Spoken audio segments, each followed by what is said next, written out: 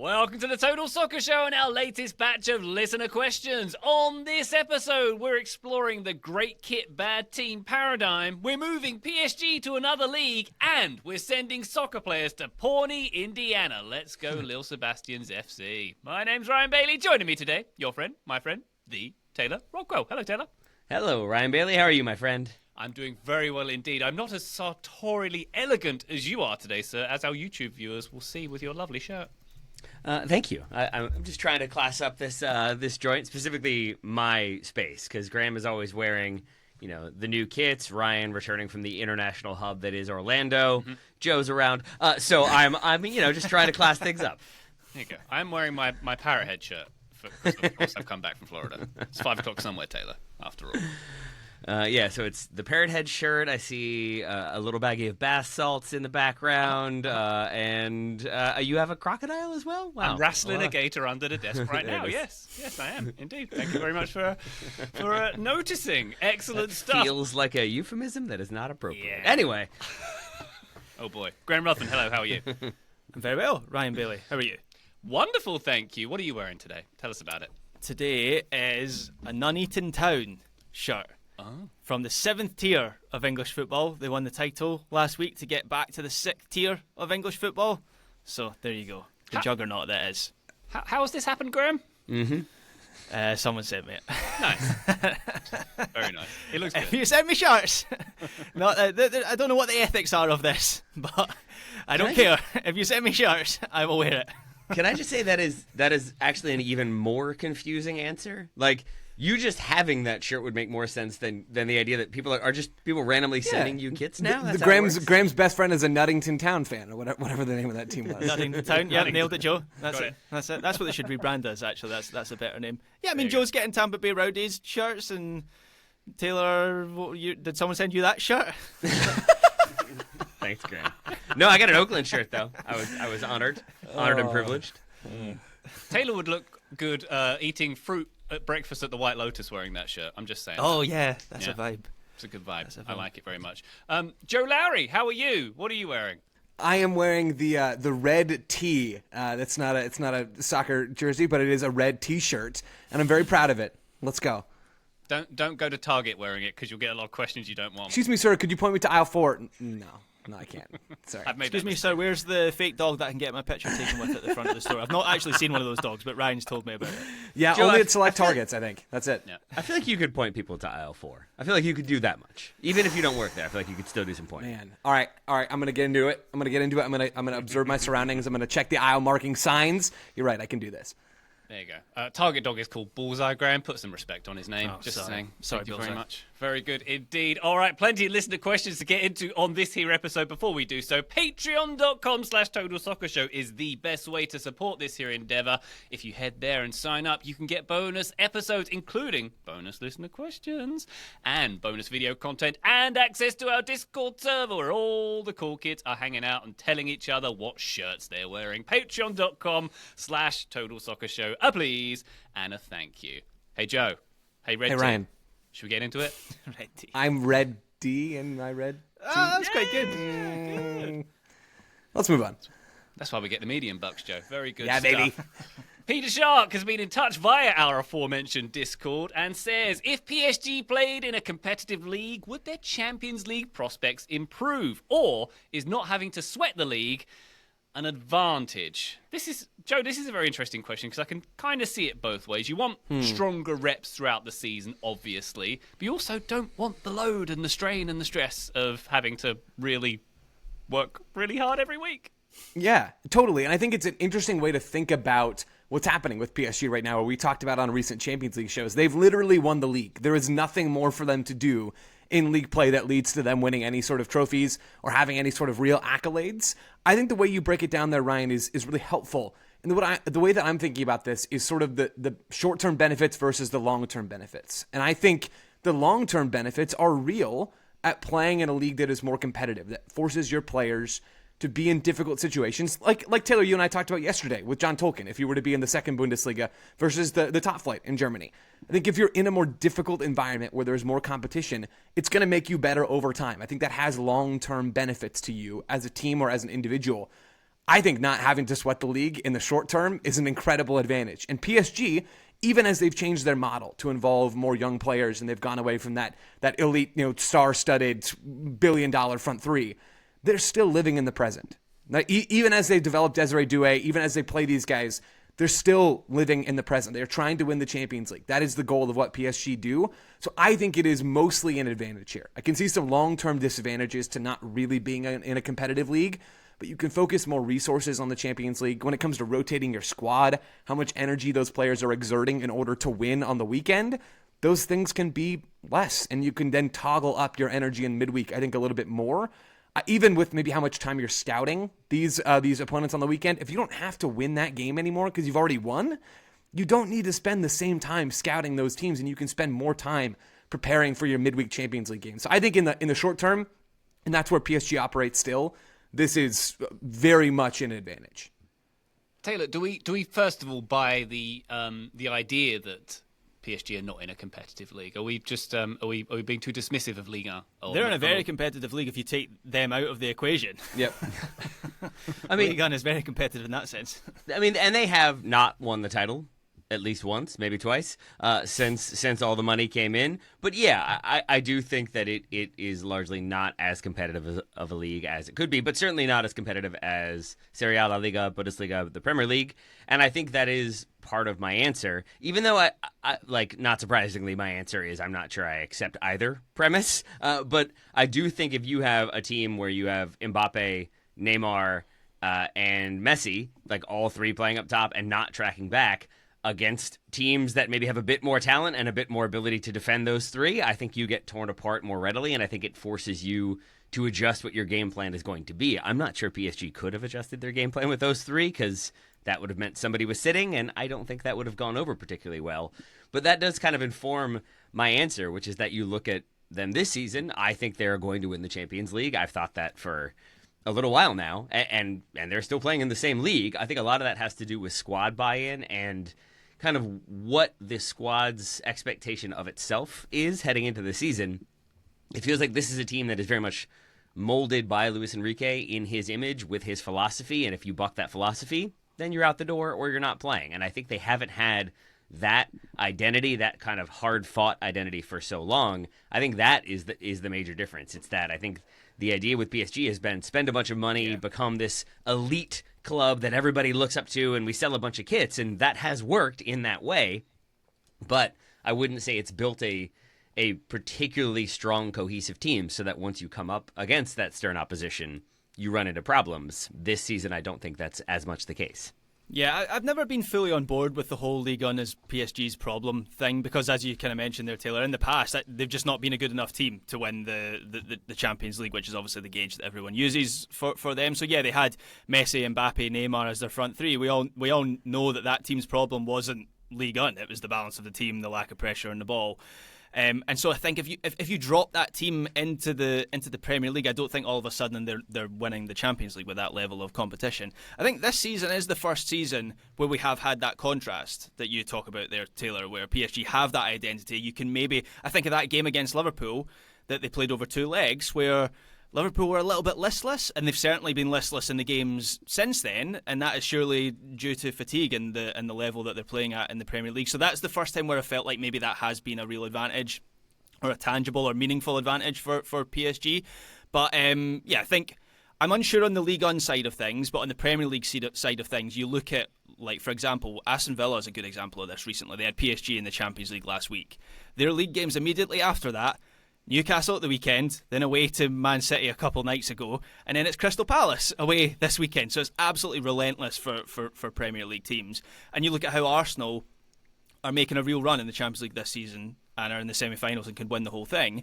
But they've been out of the title race for a number of weeks. They've had the luxury. Well, luxury is not really the right term because they would rather be in the title race. But they've had the ability to rest Saka and a number of their key players because those league games don't have the importance on them that they did earlier in the season. So I definitely think it seems like it's becoming harder for the Premier League teams, where you have good teams like Bournemouth and Brighton and Nottingham Forest. That's not to say that there aren't good teams in La Liga or even Ligue 1. But let's be real, they're not quite up to that level. So it feels like it's getting harder for the Premier League teams.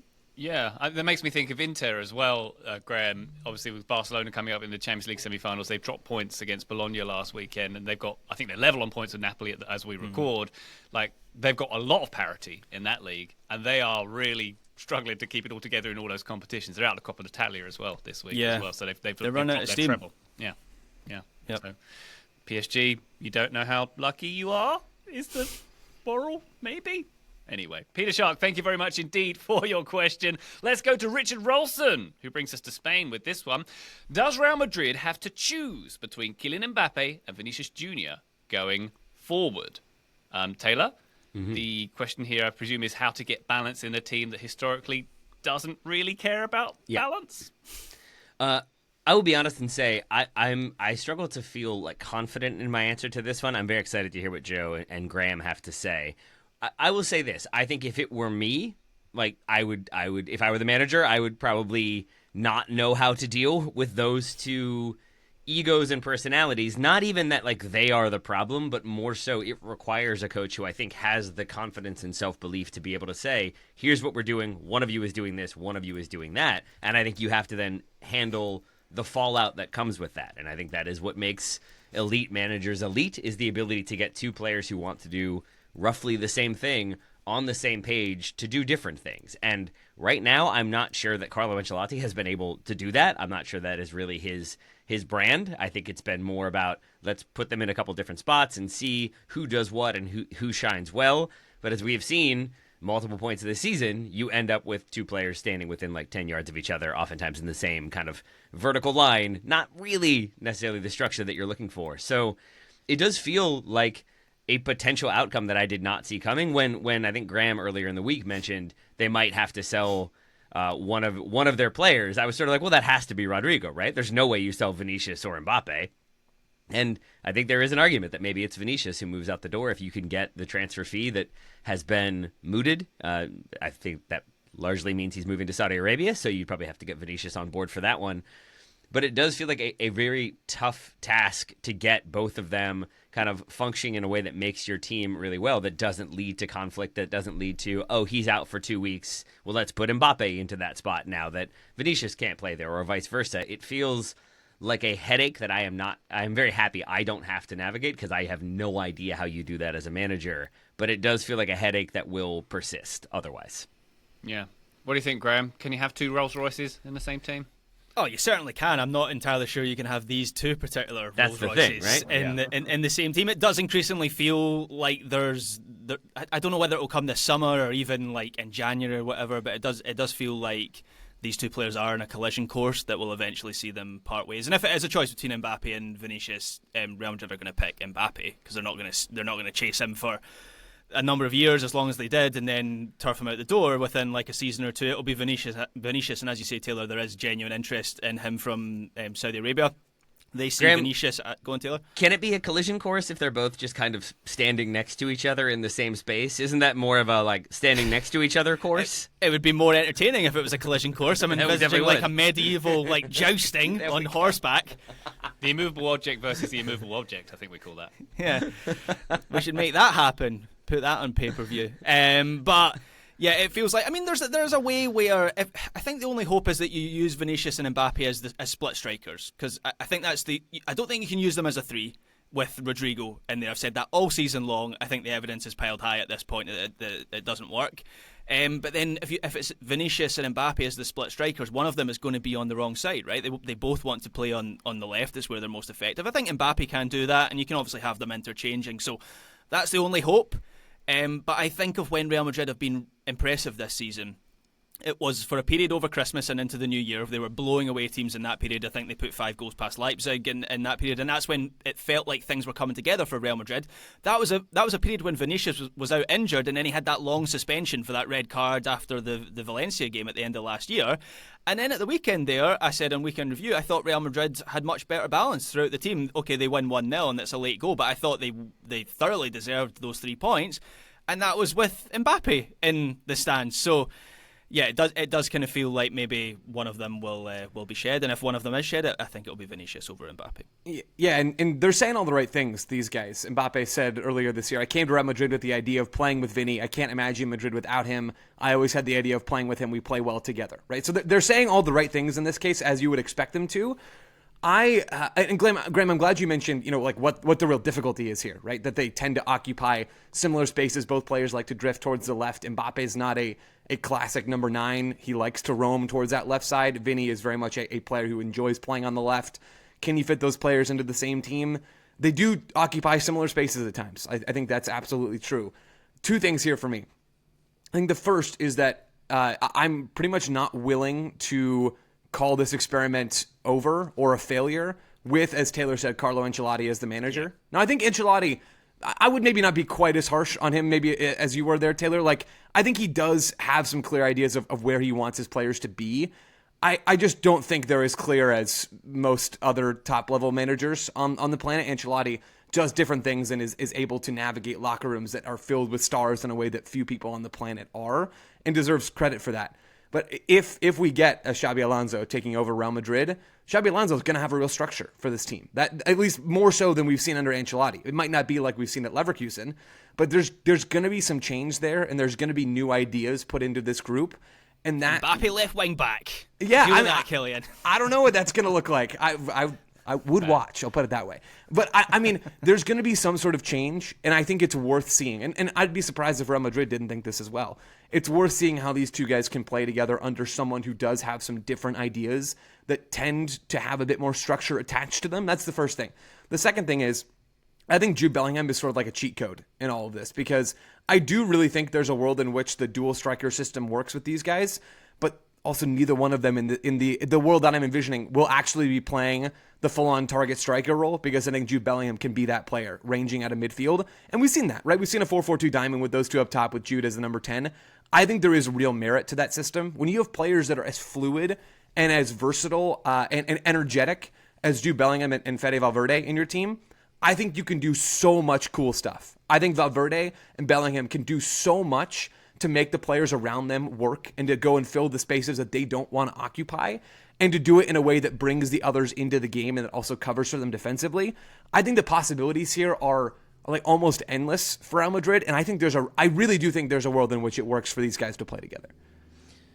One question, because I think you're right, Joe. I think it could theoretically work. I think it requires them to do things that perhaps don't come naturally, as we've already talked about. But it for me begs the question, and there are nuances to the answer, I'm sure. There are probably obvious answers to this, but like, is it that hard? Is it that hard to be a striker in a front three or in a two? Like, the answer is yes, it absolutely is, and requires a lot of work and study and analysis and practice and all that. But when you make the money these guys make, when you are as talented as they are, it does feel like one of them should be able to play as a number 9 and kind of learn how to do that more successfully, and maybe curb some of those instincts to drift wide. And yet, I agree that like that's a really difficult task, and it's sort of like, it's just interesting to me that all of us kind of navigate towards like, well, it's something they both want to do, and it's kind of, they play the similar style, and it's just tough to get them playing in a different way. And yet I wonder, like, should it be that hard? Is it just like an ego thing, or is it something else? Well, that's the thing, Taylor. Like, you've sold two players on being the face of Real Madrid. Like, last year, Vinicius was being lobbied as the Ballon d'Or winner by Real Madrid, which didn't go so well for them. Like, they've chased Mbappe for the last, whatever it is, like 8 years or whatever. They've sold him on, you are the face of this team, and now you're having to ask one to play in a position that's not their ideal position. And from Real Madrid's point of view as well, you've signed arguably the best player in the world in Kylian Mbappe. Now you're going to play him out of position. Like, it's just politically, I think it's a little bit difficult for them. But I agree with Joe. Like, this Real Madrid team, that was the thing that really struck me. I mentioned it a couple of times on this show this week, but that game against Athletic Club at the weekend really struck me, because it was like, wow, this is what last season was like, and for this group of players, this really works. Like, you get the best out of Jude Bellingham. Camavinga had his best game in a long time. Tchouaméni had his best game in a long time. Luka Modric was more influential than I've seen him in a long time. Vinicius had a good game. That system with the split strikers, and then Jude Bellingham, as Joe says, like almost as a number 9 at times. Jude Bellingham getting into the box, he's then back in the midfield unit. He can kind of do it all at once.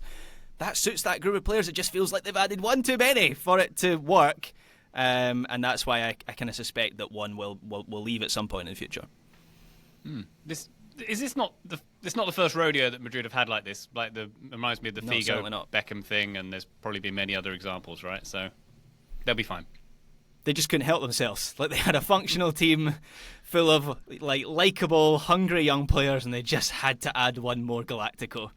And now they're back to being Real Madrid again. They always want more, and that's why some of us love them. Richard Rolson, thank you very much indeed for your question. We're going to take a quick break. When we come back, we're talking about Premier League promoted teams, and we've got our Parks and Rec question coming up. Join us then. Total Soccer Show, welcome back to Listen to Questions. We hope you enjoyed that ad break as much as we did. We go to JCO54 with this question. What is better for a fan of a newly promoted Premier League team? The other promoted teams being atrocious in order to lessen the relegation battle, or the other teams being somewhat competitive in order to steal points from more established teams? Taylor, this is an interesting thought experiment here, which I hadn't really considered before, but it feels to me like, let's say you're Burnley and you're going up and you want to stay up. You want probably Leeds and the other team, I would imagine you want them to be weaker so that you've sort of chalk off two of the relegation spots, right? You've got a lesser chance of getting one of the relegation spots. It feels like a safer play to me than hoping that they take points from teams in sort of 12th to 17th. Then you hope that, of course, Big Ange stays for another season at Spurs and they take the third spot, so you're basically guaranteed to stay up. I appreciate you not making that Manchester United. Thank you. That is my Manchester United jibe. That hits in the heart sharply.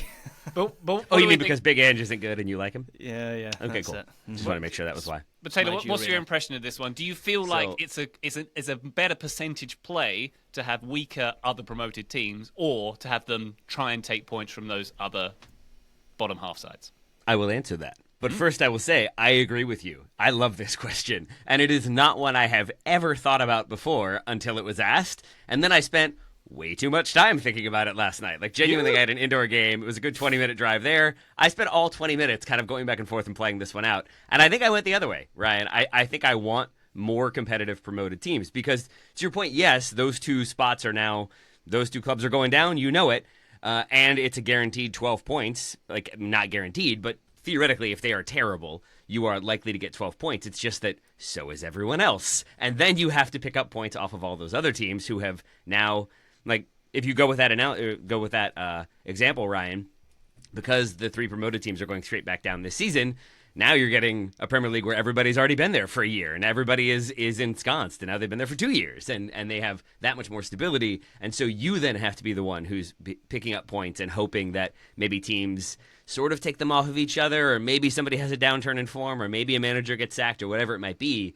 But there is a lot more pressure on you then as an entity, as a club, to get those wins. Whereas if it is a little bit more balanced, you can have a weekend in which you lose a game and you're like, man, like, now we're in the relegation zone. Oh, no, Southampton lost to this team, so they're below us now. Cool, we're out of, like, you can rely a little bit on other teams getting results and other teams picking up points or dropping points just to keep things a bit more level. Because I think at the end of the day, you would rather have it be there are 7 teams who could get relegated versus there are 2 teams who are relegated and now it's me and one other team who are kind of vying for that final spot. I think I'm more comfortable with everybody being a little bit better if it means that I can kind of then be a little bit worse on occasion.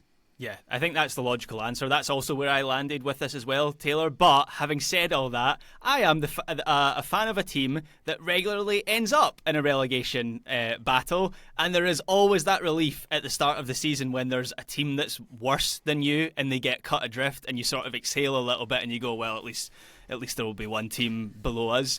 That's the answer, right? The answer to this, I think that, like, if it weren't kind of a cheat, would be I want one team that is terrible and one team that is also competent. So you have one team that you know, like, okay, we're safe there. We're getting 6 points off them. They're going down. So it's only the 2 spots we got to worry about. Is the logic there you don't have to be faster than the bear, just faster than the other guy, kind of? Exactly.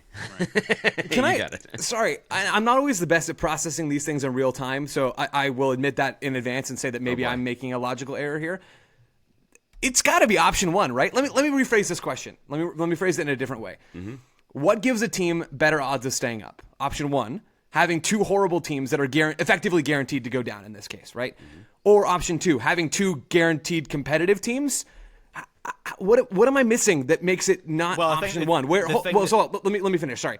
In the scenario with option one, you only have to climb over one other team, right? I mean, effectively, it's an 18-team Premier League at that point, and there's one relegation spot. The points. I think Taylor's point is key. They're also picking up the points Totally. you're getting against the worst teams in the league. So everybody gets those free 12 points. I totally agree with that. But in that case, it basically then becomes an 18-team league, and everybody just starts on 12 points with one relegation spot at that point, right? I think we're all on the same page with that.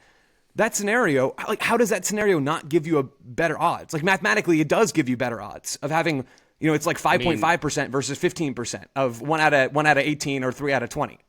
Yeah, I'll answer that. Look at Ipswich. Like, okay, so if Leicester are going down and Southampton are going down, and now Ipswich are there, like, well, we, a newly promoted team who don't have a Premier League squad, have to compete with Premier League squads. But you don't have to be bad, though. Like, in this, you're assuming that the team that comes up is bad. How come I don't get to finish my point? But because now there's a 15-point gap there that you have to make up, that you have to find a way to beat that other team, and you don't have anyone else taking points off of those other teams. So now you yourself are responsible for finding a Premier League team that's been there that you can overcome. Whereas if you have maybe 2 other teams splitting some of the load, sharing some of the load, taking points off of everybody else, I think it brings the other teams back down. And so there is a less of a sizable gap that you have to clear. It's that gap in that final spot that is the stumbling block for me, Joe. And we're talking specifically about the Premier League here, right? That's maybe another key point. Like, I'm assuming in my logic here that we're talking about the Premier League, that on the show we've discussed how there's a bigger gap between the Championship and the Premier League team. So I'm assuming as a team coming up, I'm needing other teams to chip away at that gap to give me a chance of climbing up into like 17th or 16th place or whatever it is to be safe. So that's kind of my logic as well. But except like it's maybe different as a fan, because I had this last season where Edinburgh City were terrible, and that was very much a relief that there was one team that was worse than us. I think TSS is thoroughly split on this one, because I think I am Team Joe here. Fundamentally, how does it make you feel, Joe? It makes me feel good. I finally got someone on my side after the dark chocolate debate of this week. I'm back. Still wrong about that as well. Oh boy, let's not go there. But fundamentally, we should emphasize the Discord resoundingly agrees with Joe. Yeah, like everybody. Because they're good agrees with people. Joe. They're good people with taste buds. Sounds like me and Bitter Joe are right people about is more what I than hear. one thing. Then there we go. Bitter people. But if you've got one, if you're competing for one relegation spot versus 3 potentially. I want to be in the market where I'm only competing for 1, frankly. That's the fundamental of it. Here's where I would fully agree with Ryan and Joe. If it were a Bundesliga situation in which you're not automatically relegated if you finish third bottom, exactly. If I'm going into the playoffs, then I'm absolutely taking that. Because at the very least, you're guaranteed you can have a strong season, even if you get destroyed by everybody in the top flight. The team from the second division still has to find a way past you. Then I would take that one. But when it comes to automatic relegation, I think I want other teams doing some punching versus me having to find a way to throw a bunch of punches against teams that have more expensive punchers. Yeah, and maybe that's the difference here. Maybe I didn't think as much about the difference in squad quality for teams that come up from the Championship. I'm sort of imagining if you have a squad that is like fundamentally able to compete to finish, like you're not a shoo-in for relegation, where you can be semi-competitive with the teams that finished 16th and 17th in the Premier League the year before. If that can happen, I really struggle to see a world in which it's not the first option, where I think you kind of want a couple of atrocious teams, but maybe if your squad is also atrocious, I'm struggling with this one. I'm sticking with option 1, baby. I'm putting my flag on the ground. There you go. All right. JCO54, thank you very much. And a very interesting debate coming out of that one. Continue it in the Discord, guys, if you want. Patreon.com/Total Soccer Show. Andy Malio has been in touch with this question. In US Major League Baseball, when a player's coming back from an injury, sometimes they play for an affiliated AAA or AA team as part of their rehabilitation. Did I say that right? Is it AAA? You did good. AAA. Thank you. Nice job. Is there some equivalent of this in professional soccer? Could, say, a Premier League player be loaned out to an EFL League One team as part of their rehabilitation?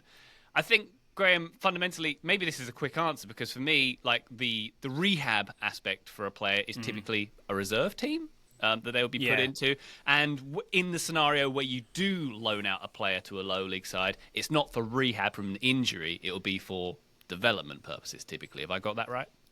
Yeah, broadly. I mean, you're talking about, with the reserve league, you're talking about Premier League 2, which is what I think it's branded as now. It's gone through a few different identities there, but it's a U23 league broadly.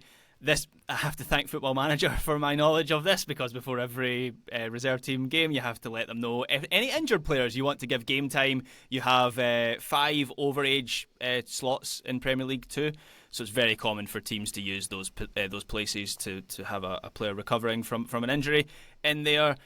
You could theoretically, so even though the window closes at the end of January, I think League One in England anyway, in League One and League Two, you can sign loan players from divisions above until the end of February. So I guess in theory you could, if you were thinking, right, there's a player who needs a bit of game time to aid their recovery, they can't really do any more rehab at the club, you could in theory loan them out to a lower league team. I just can't think of any examples of players who have done this. The only example I could think of was actually a Premier League to Premier League example, and it was Evan Ferguson.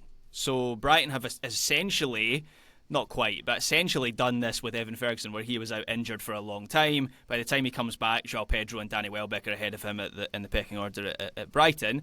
And so it's difficult for him to get minutes in his legs. And that's why Brighton refused to give West Ham a permanent purchase clause, on Evan Ferguson, because they want to keep him. They're still counting on his development, but they figured that by putting him out to West Ham for the second half of the season, he'll recover a little bit better. So that was the only example that I could think of. But yeah, it's not very common in terms of using the loan system to do that. Yeah, definitely. Taylor, this reminds me, back in the day I used to go watch Wimbledon FC reserves because I was a sicko and I suppose I remain one. And there was a game against Tottenham I went to. And it was basically all a bunch of 18-year-olds on both sides. And then David Ginola and Jose Domingo. I don't know if you remember, you probably remember Ginola. Jose Domingo was also a very talented sort of wide player, and the difference in quality with those two who were coming back from injury was hilarious. It was like globetrotters spinning the ball on their finger stuff. It was quite something. Yeah. With that in mind, I had a similar thing in my youth, watching the Richmond Kickers when they had the affiliation with DC United, because it's just a theoretically short trip down 95, sometimes a 4-hour trip depending on traffic. They would occasionally, DC, send players who were coming back from injury who needed just a game or two, needed some match fitness, needed some match experience before they were back to playing for the senior team in MLS. So you would occasionally get Mario Gory was the one, which probably means nothing to anybody here. If you watch DC United in the late 90s, maybe it does. But he, I think, played 2 games for the Kickers over 2 seasons, but he would just show up usually came in an SUV with his family. They would have a cookout before the game, then he would play, then he would load it all up and drive on home.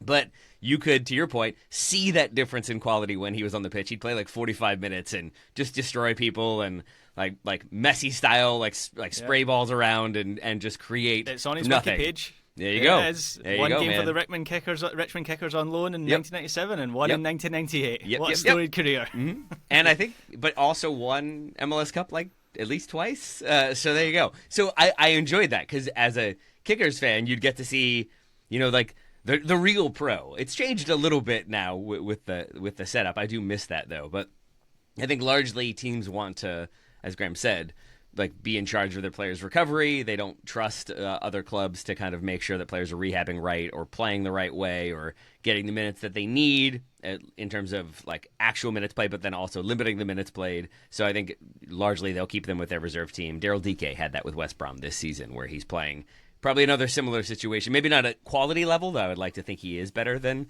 the West Brom reserves, but it would be interesting to see a bunch of 18-year-olds and then Daryl Dike out there kicking around. To that point, Taylor, Ryan, in League One and League Two in England, are players allowed to spend time with their parent clubs? Because they are in Scotland, and I'm actually surprised it doesn't happen a little bit more often, where you do have players who are going through rehab and then they get loaned to a Stirling Albion. Because, I guess we're part-time, so it makes it easier.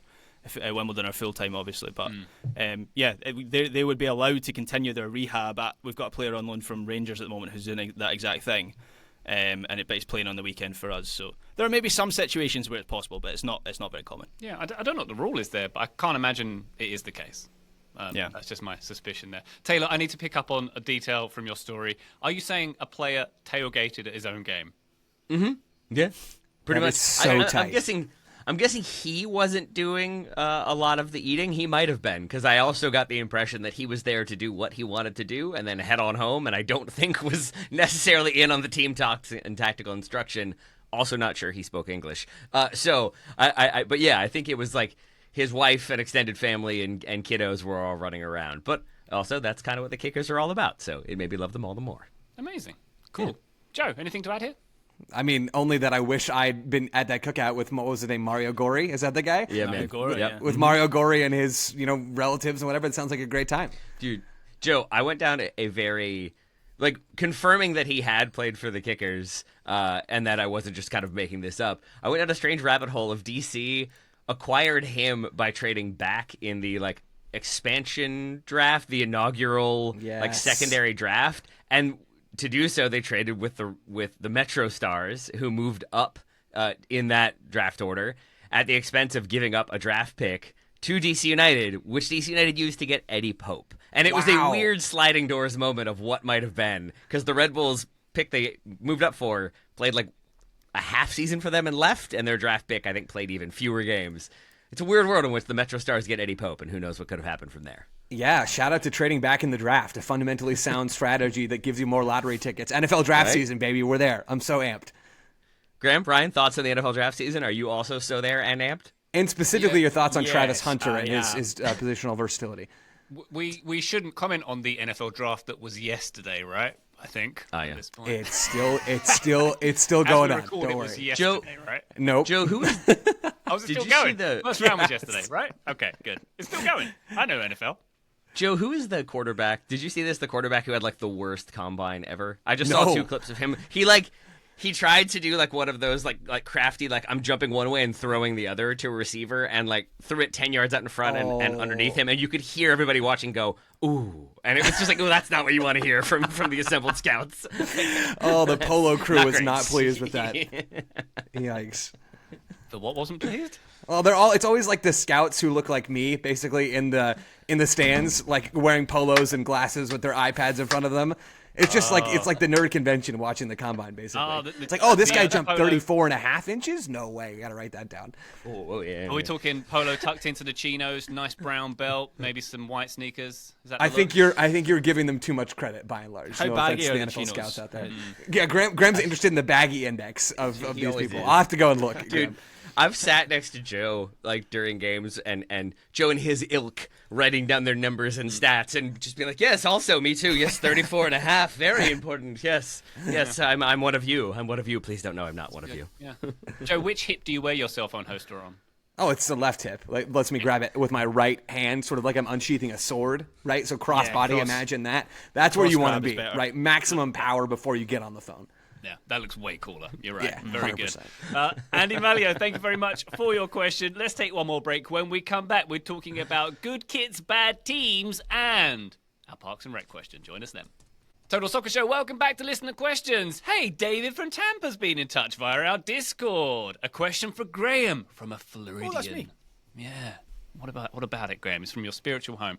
one of David them. from Tampa says, the Tampa Bay Rowdies released what I think is their best kit in a while, but they're having a terrible season. What is the worst league performance to great kit ratio that you've seen? Graham, the floor is yours. Is it none question. Well, no, because they won the title, and this kit's all right, but it's looks like a decent. Reading I'm very kit, thankful to that's what receive I'm it. It's kind of Argentinian. Graham just put on a great. I love this so much when he opens the bag on Christmas morning and it's just socks. Oh, I love it. This is great. Thanks very much. I've had a few of those. Over happened the to you, years. No, I mean, all have. Graham just did not seem very excited about the Nottingham FC kit. That's all. The Nottingham FC kit. It's fine. I know the person that sent it to me, so it's okay. They'll know to take it in jest. This is a great question, by the way. Love this question. So here's a few candidates. So first of all, I think Sporting KC's throwback jersey last season was an all-timer in MLS. The Wizards. Do you guys know the one I'm talking about with the kind of Wizards? I don't know what you call that, yeah. like the rainbow sort of Yes. pattern across the front, like the zigzag rainbow. I thought that was brilliant. I bought one of those jerseys. But the team on the pitch was terrible last season, so I think that's up there. Another nomination, I'm reluctant to call any England shirt good, but I think the best England kits were the tailored by Umbro stuff, which they wore at the 2010 World Cup, which they were really, really bad at. Ryan, I think you have a goalkeeper's shirt from that kind of era of Yeah, Umbro and I've England got- shirts? They had a 2012. goalkeeper at that tournament? Well, yeah. Very good. Let's go. Nice win in that draw. The Euro 2012 as well had the nice sort of red trimmed Taylor by Umbro, which that's probably my Yeah, it was favourite a good England era. shirt as well. Yeah. There was like 2 or 3 years there where Umbro were doing really good stuff with Yep. England, but it was a really terrible England team around that point in between two generations. Another nomination, I think one of the best recent shirts of recent times was the Roma away shirt from 2021. It was sort of like it was an away shirt. It was sort of creamy. It had like a nice collar. It had the Wolf secondary badge on it that they use a lot of the time. But that was a season when It was Roma creamy. finished 7th. Did you describe it as creamy? Creamy? Okay. Graham has said the word cream this week an unfathomable number of times. Have Yeah. I? I think else like did I bring 3 is an unfathomable amount, and that's about where we've been. Yeah. What's your favourite Prince song, Graham? What's your favourite Eric Clapton trio, Graham? Sorry, go on, continue. My favourite club night is Cream. What? Forgive me, I'm a Prince fan. What Prince song are you referring to? Has it not got one called Cream? Cream Rain. Cream Rain? Purple Cream. Purple Cream. Raspberry Bacream. Yeah, that's the one. If I got that wrong, maybe I have. I do like cream in general. My when my cream granddad cries. Yeah, okay, Used, sorry. granddad used to I'll have stop. cream on his cereal, which always just felt very, very decadent. But yeah, Graham- Prince and the New Power Generation have a song called Cream. I think I'm right, thank you. I feel like you Google that and that you're still not confident. Graham, my question for you: if a team gets relegated, they have had a bad season, right? They have been bad. that is normally the way. Okay, the because this convention, is very much a technicality. I am cheating this question Okay. because the Marseille kits of 1992 and 1993 are the like old school model of perfection. They are very baggy, but they're the white with like 3 stripes on the shoulder specifically. Oh, they don't yeah. go all the way I know down. exactly what you're talking about. And they're like white with blue. Panasonic? Yeah, and then I think the away is blue, like a lighter blue with the white stripes. But that is also the season in which they won the league and the Champions League, but then were relegated due to bribery. So, you know, they were very good, but got relegated so bad. Oh, I don't think that works. those Marseille kits, I want to love them so bad. When I look at them, all I can see is 2020 MLS kits. Do you guys remember this, Yeah. where Adidas did the 3 stripes down their I know shoulder exactly like what they you're just talking been about. clawed by a giant cat? And every team had them or something to that effect. That's fair. I can't unsee it. I can't But were unsee they it. baggy, Adidas, you've Joe? ruined it for me. Were they exceedingly excessively baggy? No. That's Unless the- you're a Ricky Did Pooch, in they- which case then did every they jersey have- wears baggy. Did they have Adidas equipment?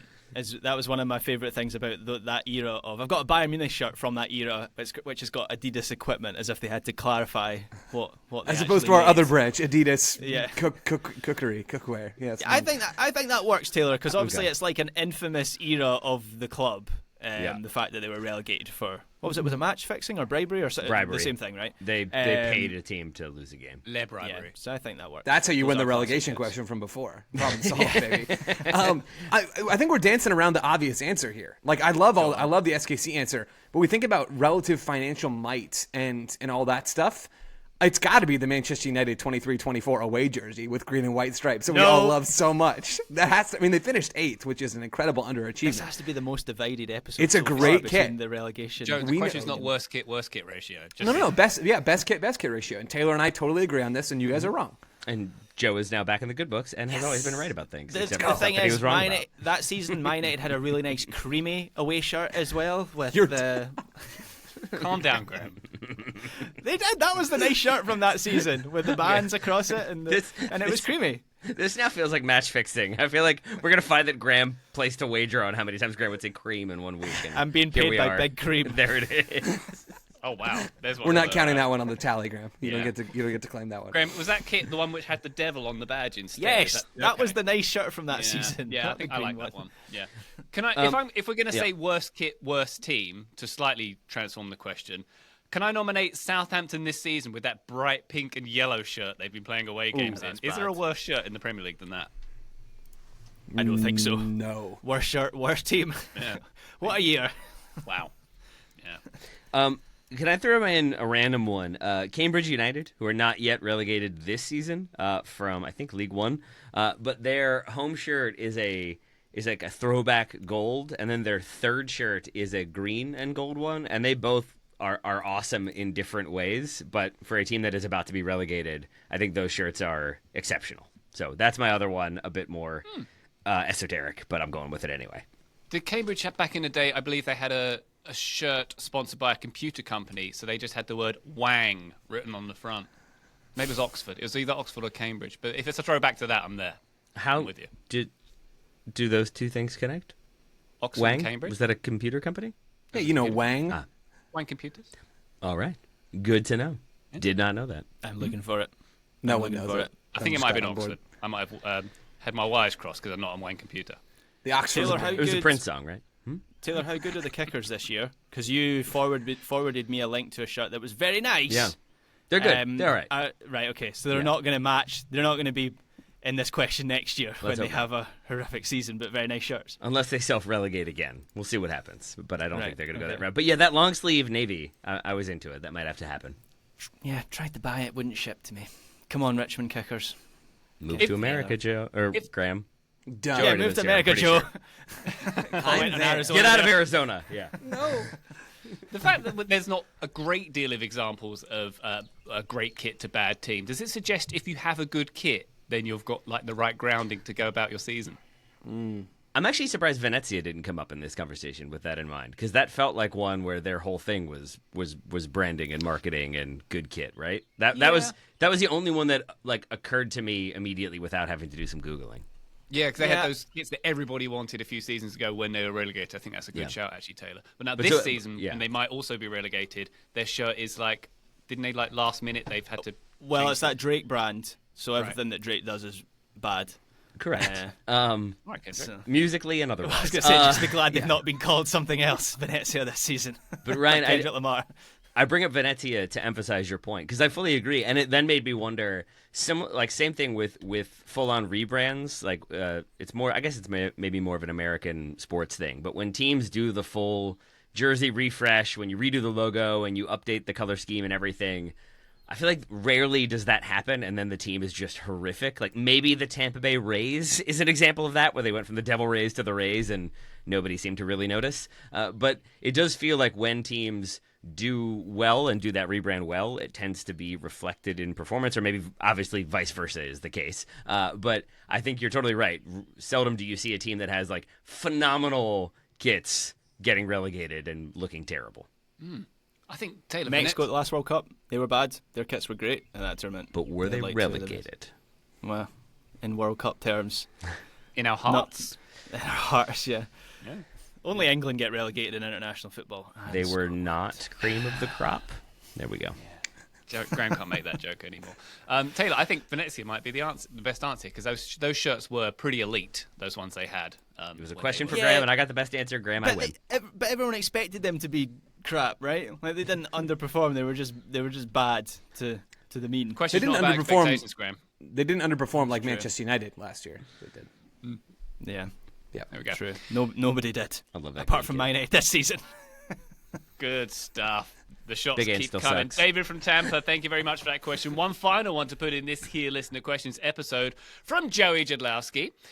As you may know, in an episode of Parks and Rec, Roy Hibbert and Detlef Schrempf got paid Nailed it. thank you, got paid ludicrous amounts of money to stand there and play basketball, assuming they got paid fair market value. Who is the best player in world soccer that would take a deal to have a kickabout every day in a warehouse in Pawnee, Indiana, and give up all their professional glory? I went back, Taylor, and had a look at the Parks and Rec clips, and I found the clips of these Indiana Pacers players being in the show. I believe they are at Entertainment 720 headquarters. Yeah, they are. You are correct. They are playing with John John Ralphio. I think one of them also Take me played there. So you can dunk. Yep. so good. One of them also played for Eagleton, a high school game at one point as well. But I think, that Roy? Taylor, I think I've got the perfect player for this. He also, I by the way, think- Roy Hibbert returns to serve shrimp at off of the Yeah, he shrimp does. wall at their final going away party. Yeah. He's not one of the ones handing out free iPads to people walking in. No? I love that whole That bit. company I think is terrific. I think that's my favourite Parks and Recs bit. Entertainment All right. 720. Sorry, they're Ryan. great. I want to hear your answer. If I were to put someone in the bright white Entertainment 720 hangar, handing out free iPads, Danny Drinkwater. I think he is the guy who famously left Leicester for this Chelsea paycheck, basically disappeared off the face of the earth. Basically, maybe I'm being too cynical to suggest he took the money over maybe some more of a You're not. more career glory, and things didn't go well for him, I suppose, subsequently after that. But that's my starting position. Danny Putting it Drinkwater. mildly, I think. Yeah. How old better How that old do you one. guys think Danny Drinkwater is? This will be good. 23. Maybe not. That's 23. Ryan's close. I bet he's not as old as you think he is. No. Like 34? Yeah, he's 33? 35. I thought he was at least 40 at this point. 100% thought he was 40. Yeah. I mean, the answer's John Duran, right? Like, for all we know, Oh, he top could of my actually list? he could be in a warehouse in Pawnee right now. My gut instinct was to go look at Saudi Arabia players on Yep. Transfermarkt. Yep. And John Duran, I believe, has the highest. All this is fake and made up, but I believe he has the highest market value of anybody there. Again, fake and made up. I hate that I said that. Ruben Neves was on my list. JWoww, maybe we can get JWoww over there. I think he'd go for the bag. The other option, I went down 2 other rabbit holes, and then I'm curious to hear any other answers. DeMarcus Beasley's from Indiana, so maybe we appeal to his homegrown sensibilities here. I don't know if we can pull that off. The other option. And Ryan, you sparked this when you talked about Lil Sebastian earlier. Maybe we just find people named Sebastian, and that sort of helps ease the transition for them because they have they have some touch point with a Pawnee legend. I should put it that way. We can get all of the following players together and just pitch them in like sort of TST style. There's $1 million prize for you all. Seb Berhalter, Seb Giovinco, Seb Soto. Shout out Sebastian Soto. Hadn't thought about him in a while. Sebastian Lletget. Wow. Sebastian Driussi, that's my whole list. There's got to be others, but I bet we could get that whole crew down there, and they could just kind of do a little 3v3 thing. We can make it happen. Sebi Salazar doing comms. Oh, good, very good. My joke. Joe, that's good work by you. I like that one. It does make me wonder if Insigne would fit any boxes, but then I realized he still wouldn't play. He would just show up and be like, "I'll take the money, but I'm not going to kick around."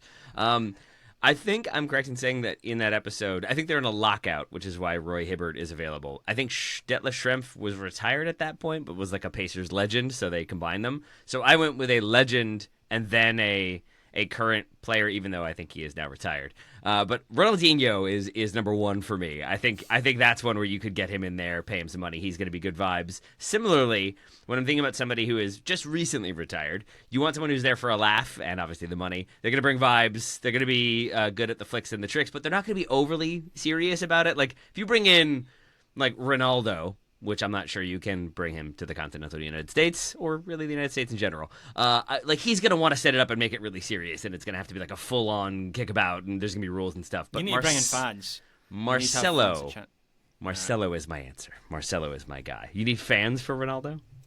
Yeah, I like to massage his ego and chant his name. Like, you can't do it in an empty warehouse, but I mean, some of the products. I don't know if the any of you age-old question. following him on Instagram. Some of the products that guy will promote makes me think for the right price we could get him to Pawnee in Indiana. Has anyone seen the one with the face massager where he puts it in his mouth and it goes up and down like this? He's a It's legend. quite No. something. He's a legend. I only bought 5. See, there it is. Marcelo and Ronaldinho was the duo that I wanted for good vibes and a good kickabout. Balotelli was also on my short list. That felt like a gettable one that you could bring into Indiana, and he would be somewhat flummoxed by it, but largely okay with the paycheck. I think John Duran is the answer, though. I hadn't considered that one. Nicely done by you all. Yeah. Cologne? You wouldn't want to put that on them, I don't think. Well, I mean, we've all seen the Just the rip shots helicopter at children. advert. Yeah. The helicopter advert when he's dodging the golf ball. Wow, that was close. Someone I would suggest, who I do think would be a good time. Does to anyone get else have zero idea what Graham is Correct. talking about? I'm okay, with cool. Taylor. Now I'm going Ryan, to have you- to watch that. Sounded Seen funny, this, though. Ryan? Legendary, From yeah. about 10 years ago. Yeah. It's legendary. Michael Owen doing the advert for some like Dubai helicopter firm. Yeah. And it's like a green screen of him piloting Yeah. a helicopter around Dubai. And like someone hits a golf ball and it like goes past the helicopter. And, wow, Yeah. that was close. Or is it Sam Torrance? It's Sam Torrance who smacks the golf ball past the helicopter. It's really quality. world-class acting. It's behold the majesty of Dubai. Look out these windows. Here's the ocean. Look It's at like the a real- scenery. Yeah, it's almost as good as. Do you remember when Wayne Rooney did the red wine advert? Back They in say the day. he is a legend. Oh. Yeah, it's De Niro-esque. It was wonderful. The Wayne Rooney thing has sparked something in me. I think maybe we should be thinking about this as which soccer players hate salads the most. Yeah. Right? And man, Wayne might be high up on that list. His That's favorite all I'm post-match saying. meal was Chinese food and lager. So yeah, Joe, I think you're dead on with that one. I was gonna say, If I'm having a celebrity pitch me wine, Wayne Rooney is near the bottom of the list. Like, if he was like, here's a great beer, here's a great whiskey, I'd be like, all right, he might know what he's talking about. Here's Wayne a great Rooney, kebab. Yeah, here's a great wine to drink out of a glass, or like out of like a pint glass. That's what I imagine Wayne and Big Sam are going to be selling me. Rooney could also promote Sweetums in Pawnee as well. There it That is. would work. You could have Yeah. the crossover appeal. That Has would be anyone great. seen the video of Jack Grealish and Mateus Nunes eating the Chinese food together? Have you seen? And Mateus No. Nunes because he's What because do he's you a all professional. do? I don't understand. This is from like a couple of seasons ago. Mateus Nunes has absolutely no idea what any of the stuff is, and Jack Grealish, they keep putting these dishes, these very like English Chinese dishes in front of him that involve chips or fries in some way, and he's like rubbing his hands together. What went wrong for Jack Grealish at Man City? We'll never know, as he's tucking into his chicken chow mein and chips. Wow. Chicken chow mein and chips. Wow. It's alliterative one. All the food groups. It's wonderful. All the carbs. Brown. One other name I would like to throw in because I think he would really appreciate it, and I think the people of Pawnee would as well. Adebayo Akinfenwa, who I think recently retired as well. I just think he'd have a lovely time. I think everyone would enjoy it because he seems like a nice guy. Sure. Yep. Yeah. Good. Very good. What Neymar? about like? Is he Neymar, involved would in he the do it? Ballers League? Oh, There's you surely bet a he few is. people in the Ballers League. They would never Ballers League without him, surely. I couldn't I mean, the imagine. Ballers League is basically what Joey Jadlowski's talking about here. Yeah, they have been paid a large amount of money to play in a warehouse in Greenwich, just not in Pawnee. Having begun this question by saying that like it's two NBA players playing in Pawnee, I don't think if you had Akinfenwa, I don't think there is anybody that ever appears on Parks and Rec who is bigger than him. He is the biggest human ever. So in that way, I think he would balance out Lil Sebastian as well. He's a So big there you go. Sebastian. You get the juxtaposition. There you go. Wonderful stuff. Joey Jadlowski, thank you very much indeed for your question there. Thank you to everybody who submitted the questions. TotalSoccerShow.com/questions if you'd like to submit one as well. Or you can access our Discord server, Patreon.com/TotalSoccerShow. Please and a thank you. Taylor Rockwell, what a pleasure it's been to answer questions with you today. Thank you very much. The same to you, my friend. Joe Lowry, pleasure as always. My good man. Thanks, Ryan. Graham Rusman, keep on none-eating, baby. Thank you, Ryan Bailey. And listener, thank you very much indeed for joining us on this one. You have yourself a wonderful weekend. We'll be back on the feed very shortly, but for now, bye!